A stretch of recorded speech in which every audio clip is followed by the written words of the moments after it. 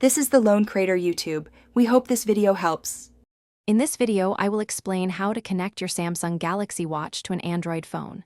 First, make sure your Galaxy Watch has at least 50% battery life.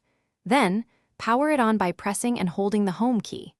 Next, download and install the Samsung Wearable app from the Google Play Store onto your Android phone. This essential application facilitates the entire pairing process, ensuring a smooth and successful connection between your devices. Once the Samsung Wearable app is installed, open it on your Android phone. Tap the Start button to begin the pairing process. Your phone will then search for nearby devices. Select your Galaxy Watch from the list that appears. A pairing request will then pop up on both your phone and your watch. Confirm this request on both devices to proceed with the connection. After confirming the pairing, follow the remaining on-screen prompts within the Samsung Wearable app.